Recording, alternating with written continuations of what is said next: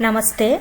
आज हम कक्षा 10वीं की पाठ्य पुस्तक हिंदी स्पर्श भाग 2 का पाठ 4 पढ़ेंगे।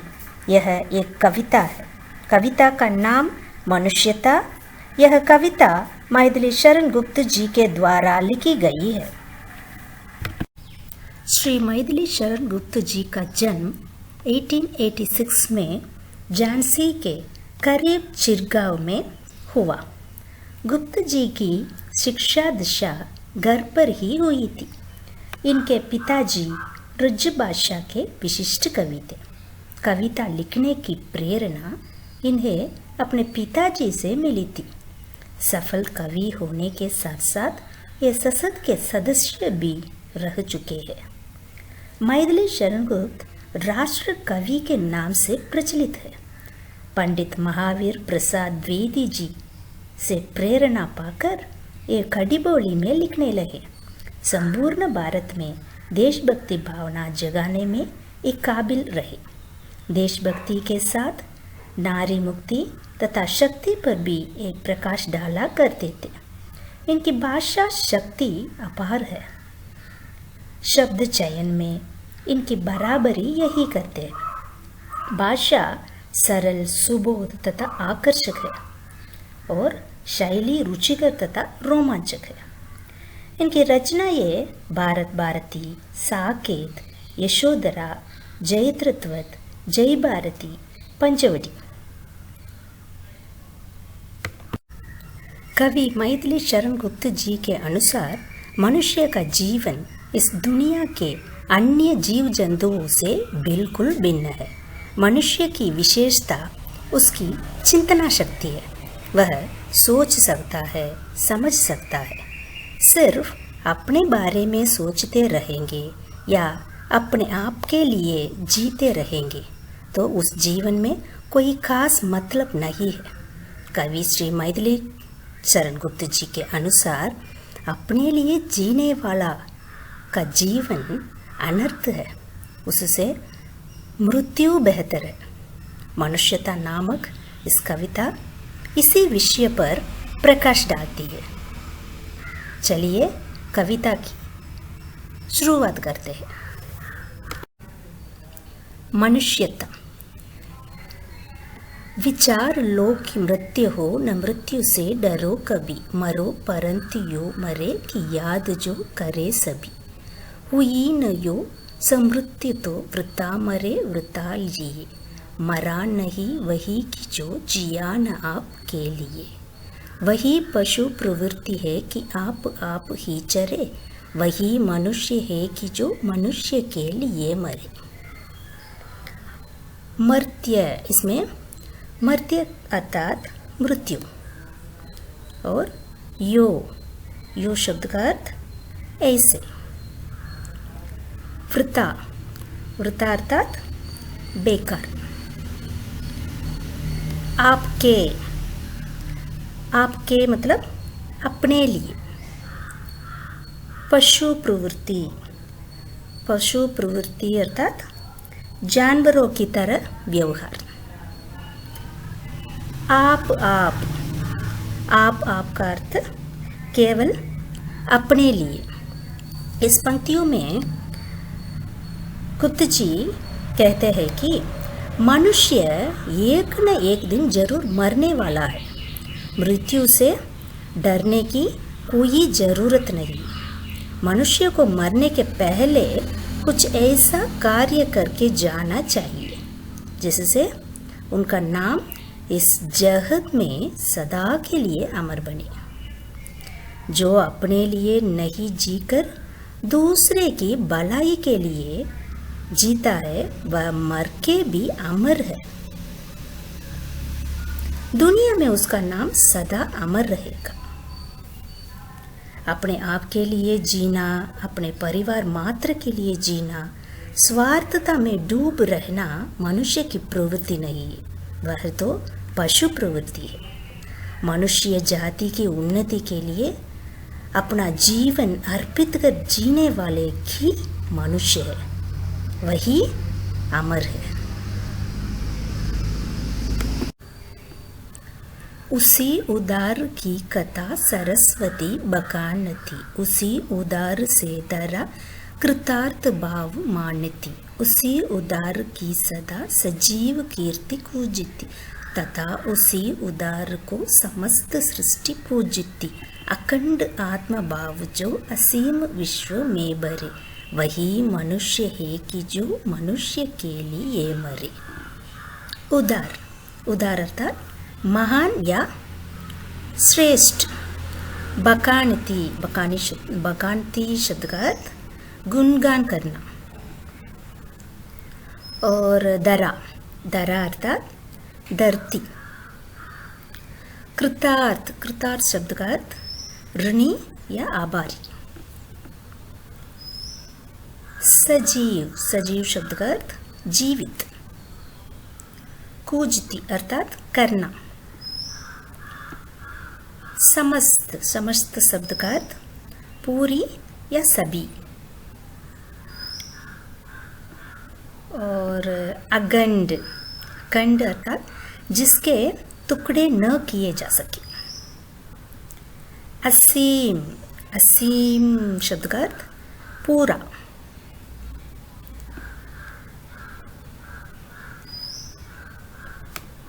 इन पंक्तियों में कवि बताना चाहता है कि जो मनुष्य दूसरे के लिए जीते हैं उनका गुणगान युगों युगों तक किया जाता है।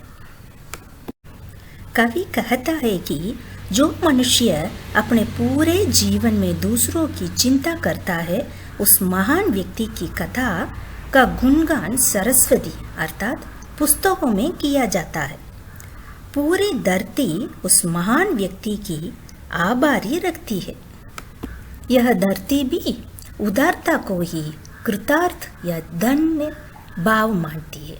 उदार भावना की कीर्ति का गायन इस दुनिया की संपूर्ण जीव जंतु तथा अन्य पदार्थ करते हैं।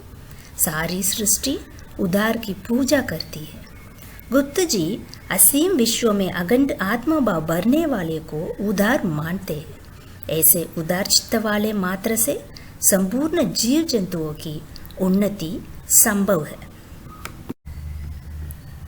श्रुदार्थ रंदी देव ने दिया करस्त ताल भी, तथा ददीची ने दिया परार्थ अस्त जाल भी। उशी नरसिद्धीश ने स्वमांस दान भी किया, शगर्स वीर कर्ण ने शरीर चर्म भी दिया।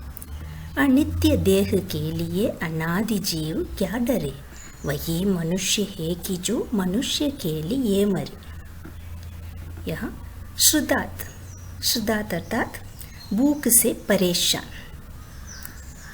खरस्त, कर शब्द का अर्थ हाथ की। परार्थ, परार्थ शब्द का अर्थ पूरा। उशीनर, उशीनर स्थितिश, इसका अर्थ उशीनर देश का राजा सिबी।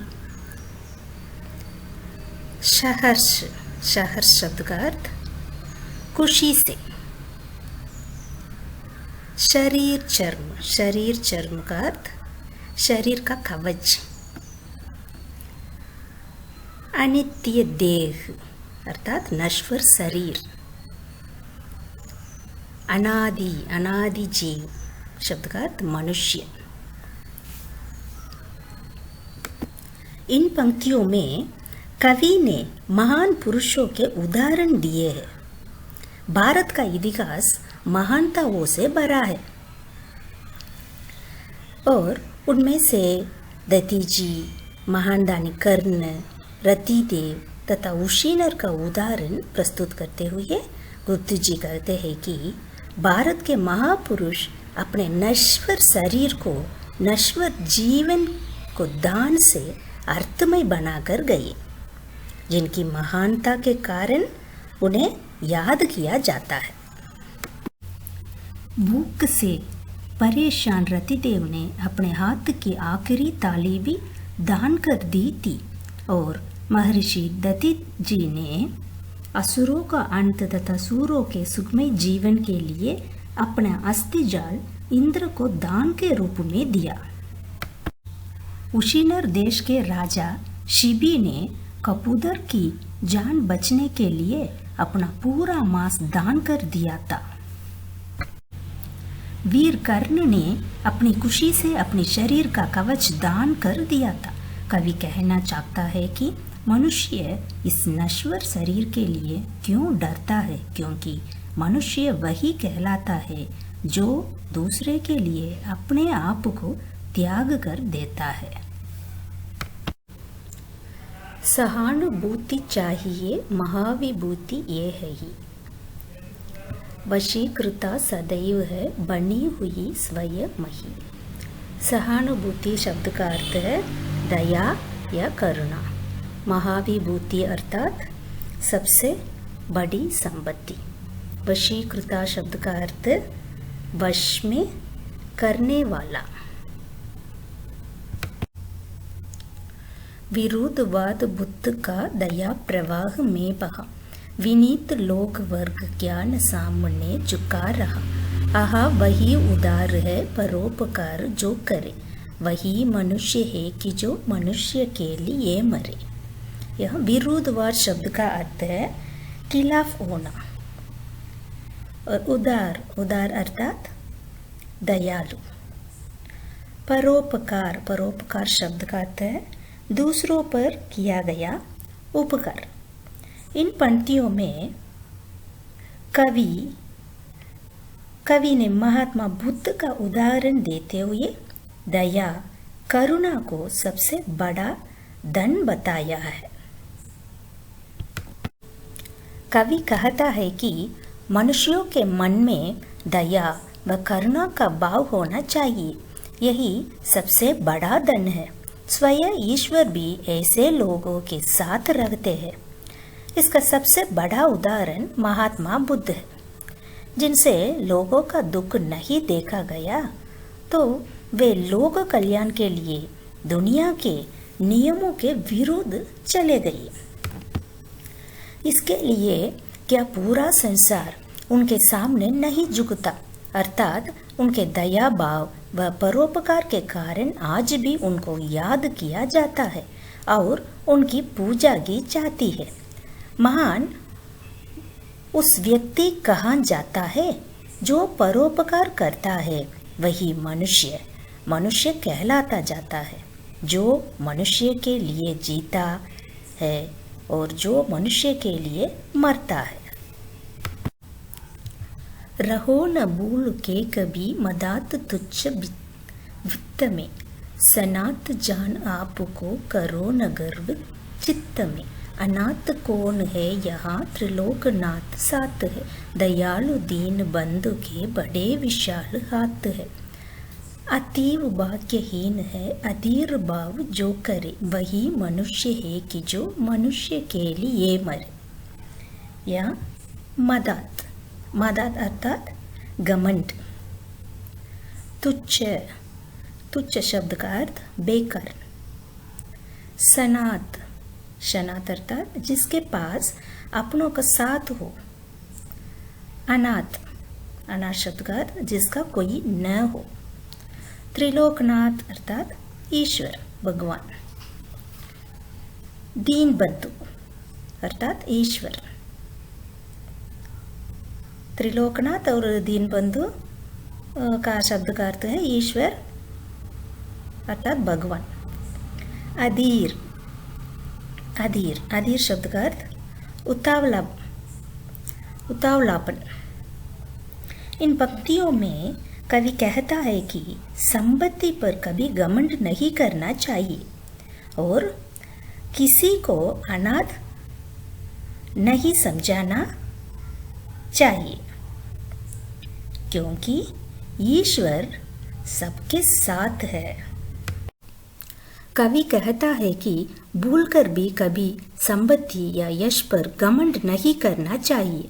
इस बात पर कभी गर्व नहीं करना चाहिए कि हमारे साथ हमारे अपनों का साथ है, क्योंकि कवि कहता है कि यहाँ कौन सा व्यक्ति अनाथ है, उस ईश्वर का साथ सबके साथ है।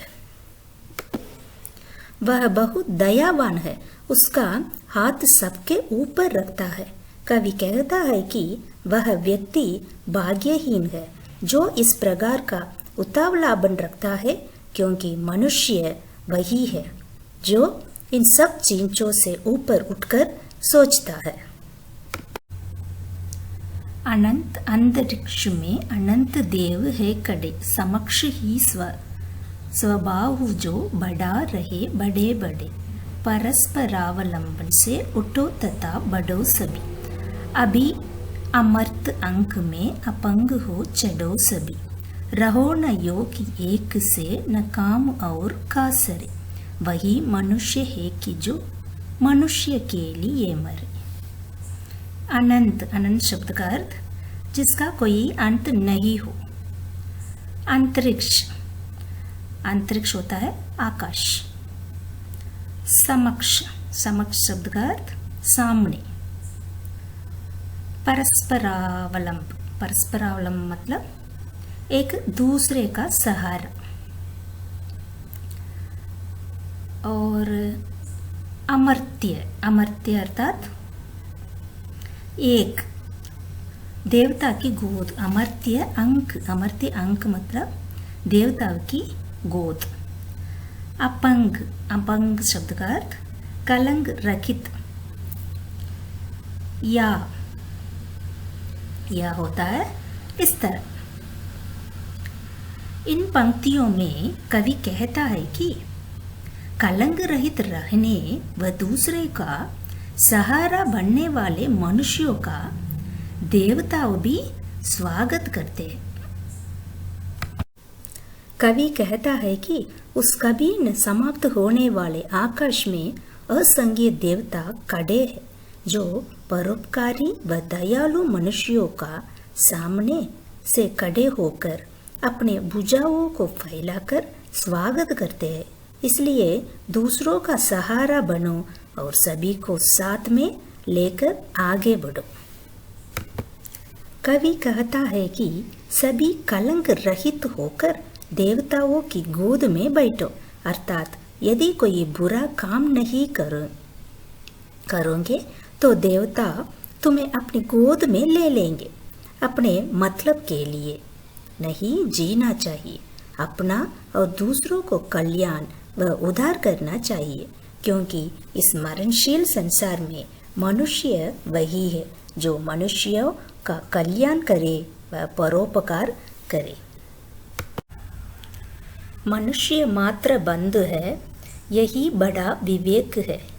पराणु पुरुष स्वयंभू पिता प्रसिद्ध एक है, फलानुसार कर्म के अवश्य ब्रह्म भेद है, परंतु अंतरैक्य में प्रमाणभूत वेद है। अनर्थ है कि बंधु ही न बंधु की व्यथा हरे, वही मनुष्य है कि जो मनुष्य के लिए मरे। बंधु, बंधु शब्द का अर्थ बाई बंधु। विवेक, विवेक होता है समझ। स्वयंभू अर्थात स्वयं उत्पन्न होने वाला।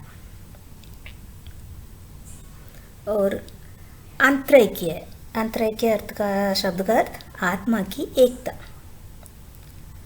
प्रमाणभूत, प्रमाणभूत अर्थात साक्षी। व्यथा, व्यथा शब्द का अर्थ दुख या कष्ट। इन पंक्तियों में कवि कहता है कि हम सब एक ईश्वर की संतान है, अतः हम सभी मनुष्य एक दूसरे के वायु बंधु है। कवि कहता है कि प्रत्येक मनुष्य एक दूसरे के भाई बंधु है। यह सबसे बड़ी समझ है।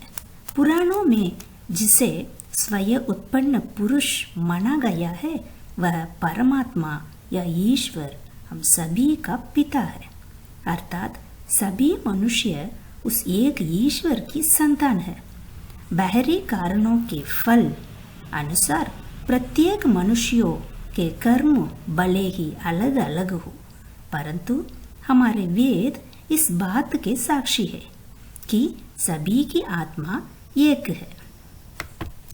कवि कहता है कि यदि बाई ही बाई के दुख वह कष्टों का नाश नहीं करेगा तो उसका जीना व्यर्थ है, क्योंकि मनुष्य वही कहलाता है जो बुरे समय में दूसरे मनुष्यों के काम आता है। चलो अभिष्ट मार्ग में सहर्ष खेलते हुए, विपत्ति विघ्न जो पड़े उन्हें ढकेलते हुए। घटे न हेल मेल हा, बढ़े न भिन्नता कभी। अतर्क एक पंथ के, सतर्क पंथ हो सभी। तभी समर्थ भाव है कि तारता हुआ तरे। वही मनुष्य है कि जो मनुष्य के लिए मरे। यहाँ अभिष्ट, अभिष्ट शब्द का अर्थ इच्छित। मार्ग अर्थात रास्ता। संघर्ष, संघर्ष अर्थात अपनी खुशी से। विपत्ति, विपत्ति अर्थात संकट। विघ्न, विघ्न शब्द का अर्थ बाधाएं। और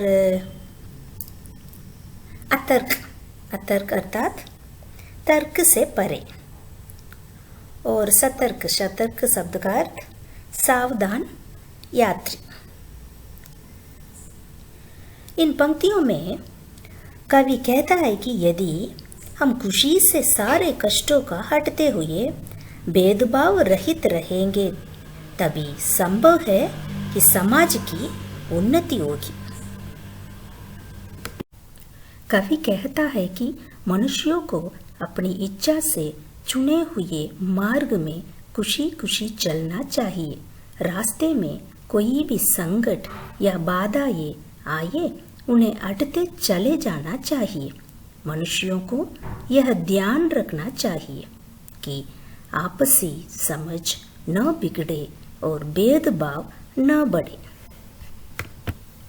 बिना किसी तर्क वितर्क के सभी को एक साथ लेकर आगे बढ़ना चाहिए।